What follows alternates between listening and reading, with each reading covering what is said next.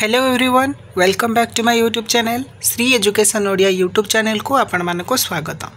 तेबे आम पूर्व वीडियो रे जेपरि भाव में आलोचना करुथिले सीपीटी यूजीसी नेट ओडिया रे जति सब संभाव्य प्रश्नावली गुडी को संक्षिप्त प्रश्नावली गुडी को कौन पढ़ी पारिबो तो ता विषय आलोचना करुथिले जोटारे कि आमे पाखापाखि आधुनिक जुगर मध्य जति संक्षिप्त प्रश्नावली साहित्य स्रोतशून्य बही रे ताकु मध्य आलोचना करि सारिछन्ती एवं तत् सहित सत्यवादी प्रगति एवं आमर हूँ सबुजवादी साहित्यर जो प्रमुख क्वेश्चन गुड़िक रही अति गुरुत्वपूर्ण सर्ट टाइप क्वेश्चन गुड़िक रही है किसी आलोचना करते आउ जो अवशिष्टांश रही है आज ये वीडियो आलोचना करवा। तेज चलतु डेरी नक भिडियो को आरंभ करवा। सबुज लेखकों साहित्यिक मुख्य चेतना कौन थिला? सबुज लेखकों साहित्यिक मुख्य चेतना थिला प्रणय चेतना और पलायनवाद। क्यों पत्रिकाटी सबुज गोष्ठीर मुखपत्र थिला? जार सठिक उत्तर हम जुगवाणी जहाँ प्रकाश काल होता 1933 प्रथम प्रकाशित होता। सबुज गोष्ठीर कर्णधार किए थिले? सबुज गोष्ठीर कर्णधार थिले अन्नदा शंकर राय। सबुज जुगर पंचसखा किए? सबुज जुगर पंचसखा हेउछंती अन्नदा शंकर, वैकुंठनाथ, कालिंदी चरण, शरद चंद्र, आचार्य हरिहर हरिहर आचार्य नुह हरिहर। सबुज साहित्यिक गोष्ठी नॉनसेंस क्लब केबे गठन करथिले? सबुज साहित्यिक गोष्ठी नॉनसेंस क्लब 1921 मसीह रे गठन करथिले। सबुज साहित्य समिति केबे गठित होइतिला? सबुज साहित्य समिति 1929 मसीह रे गठित होइतिला। सबुज साहित्यर पंचसखा केउठारे एकत्र शिक्षा लाभ करथिले? सबुज साहित्यर जोटा कि सबुज साहित्य पंचसखा बोली उल्लेख कर ताहा रेभेन्सा कॉलेज रे कौन होता ना एकत्र शिक्षा लाभ करथिले। ओरे सबुज ओरे अबुझ अधमरा देर घामेर तुई बांच यह कहार कविता? इंपोर्टेंट क्वेश्चन यह हूँ रवींद्रनाथ टागोर कविता। श्री सबुज छद्म नाम किए प्रथमे लिखुले? यहाँ भी इंपोर्टेंट क्वेश्चन यहाँ बार बार सीपीटी एग्जाम रे प्रीवियस ईयर देखिथे पढ़ी यूजीसी नेट रे बारंबार पचारुचे। तो श्री सबुज छद्म नाम हूँ अन्नदा शंकर रायकर। सबुज परी अन्नदा शंकर केउ दीर्घ कवितार एक अंश? इंपोर्टेंट नोट कर, सबुज परी हूँ अन्नदा शंकर रायकर परिमहल दीर्घ कवितार एक अंश। सबुज अक्षर पुस्तकर स्रष्टा किए? यहाँ इंपोर्टेंट क्वेश्चन। सबुज अक्षर पुस्तकर स्रष्टा होउछन्ती अन्नदा शंकर राय। सबुज समकालीन जुग भाव में बंगला साहित्य रे केउ जुग आसीतिला? सबुज समकालीन जुग भाव में बंगला साहित्य रे कल्लोल जुग आसीतिला। सबुज साहित्यिक गोष्ठीर हाथलेखा पत्रिकार नाम कौन थिला? सबुज साहित्यिक गोष्ठीर हाथलेखा पत्रिकार नाम थिला अवकाश। माने देखो अवकाश जो थे प्रमुख 4 जन थे परे परे हरिहर योगदान कले। देन ता पूर्व अरे हूँ अन्नदा शंकर, बरे हूँ वैकुंठनाथ, करे हूँ कालिंदी चरण, सरे हूँ शरद मुखार्जी। सबुज कवि मान लेखा साधारणतः केउ पत्रिकार प्रकाश पाउथुला? सबुज कवि मान लेखा साधारणतः उत्कल साहित्य प्रकाश पाउथुला।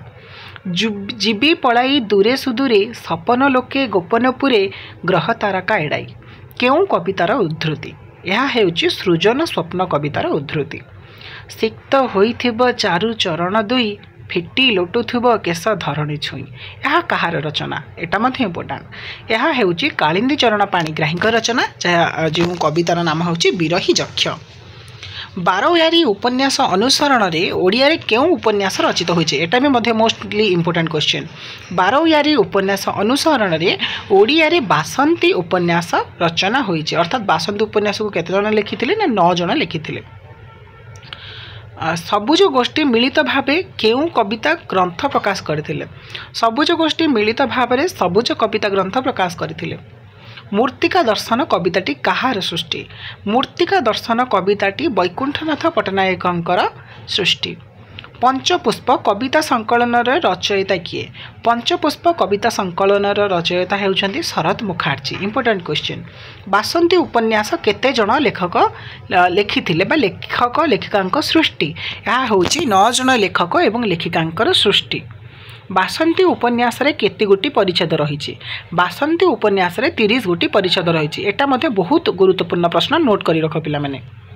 तापर प्रश्न उत्तरायण कविता संकलन कहार उत्तरायण कविता संकलन हूँ वैकुंठनाथ पट्टनायकर और यहाँ से केन्द्र साहित्य एकाडेमी पुरस्कार पाई तेज यहीटा भी अन्य एक गुरुत्वपूर्ण प्रश्न जीवन पात्र मो भरीछ केते मते नतेल बोली किछि कहिबि कि हे आउ कहार रचना यहाँ हूँ वैकुंठनाथ पट्टनायकर रचना जहाँ हूँ यात्रा संगीत आसी अछि एटा भी बहुत गुरुत्वपूर्ण केउ सबुज कवि बौद्ध धर्मर किंबदंती और ऐतिहासिकता को नहीं अनेक गाथा कविता रचना करिसेंती सठिक उत्तर हम यार वैकुंठनाथ पट्टनायक अन्नदा शंकर सविता कविताटी केउ छद्मनाम प्रकाश करते एटा मोस्टली इंपोर्टेंट मन रखिबो श्री शोभाकांत चौधरी नाम छद्मनाम कौन कराइथिले ना प्रकाश कराइथिले एवं सविता पत्रिका 1924 रे यह प्रकाशित होइथिला सबुज कवि मानक मध्यरु बयस रे किए ज्येष्ठ थिले सबुज कवि मानक मध्यरु बयस रे कालिंदी चरण पाणिग्राही सबुठारु बड़ थिले बा ज्येष्ठ थिले एवं तांकर जन्म समय थिला 1901 मसीहा अन्नदा शंकर ओडिया भाषा रे समुदाय केतोटी कविता रचना करथिले अन्नदा शंकर ओडिया भाषा रे समुदाय कोन ना 15टी कविता रचना करथिले यह व्यतीत 22टी प्रबंध एवं 62 उपन्यास रे 3टी परिच्छेद मध्य से रचना करि जाइछंती कविता गढ़े एक विराट समाजर सबुरी पाई जही बखुरे हेले घर यह क्यों कवितार उद्धृत यह हेउची आगामी कवितार उद्धृत इंपोर्टेंट क्वेश्चन एटा मध्य कालिंदी चरण पाणिग्राही कविता कालिंदी चरण साहित्य धारा सबुजरु केउ चेतना को गतिशील होइथिला कालिंदी चरण साहित्यर धारा सबुजरु प्रगतिवादी काव्य चेतना आड़े गतिशील हो जाइथिला किए सला शैतान कवितार कवि किए सला शैतान कवितार कवि हेउछंती कालिंदी चरण पाणिग्राही एटा मध्य बहुत इंपोर्टेंट प्रश्न तेबे पिला माने सबुज साहित्यर कौन सब संभाव्य प्रश्न सब रही एमसीक्यू टाइप प्रश्न जोटा कि Odia CPT exam Odia UGC net exam other जीक रोचे ओडिया कॉम्पिटिटिव एग्जाम रे पढ़ला भाया तेबे ताकू आमे किछि आलोचना कले आउ किछि आमे आउ आसुथिबा आगु को वीडियो रे आलोचना करिबा से पर्यंत आम चैनल सहित बजाई रही थांतु एमती कंटिन्यूअसली वीडियो गुडी को सब देखु थांतु एवं जदि वीडियोटी भल लागुची तेबे वीडियो को लाइक करबा सहित सांग मानक सहित जते पाचन सहित शेयर कर दियंतु एवं जदि आम सहित बजाई रहे को चाहूचंदी तेबे चैनल को निहाती भाबरे सब्सक्राइब करी पाखर थिबा बेल आइकन को ऑल ले सेट कर दियंतु तेबे देखा हबो आ गोटे नुवा वीडियो एवं नुवा किछि किछि संक्षिप्त प्रश्न सहित से पर्यंत विदाय दियंतु राहुची जय जगन्नाथ वंदे उत्कल जननी।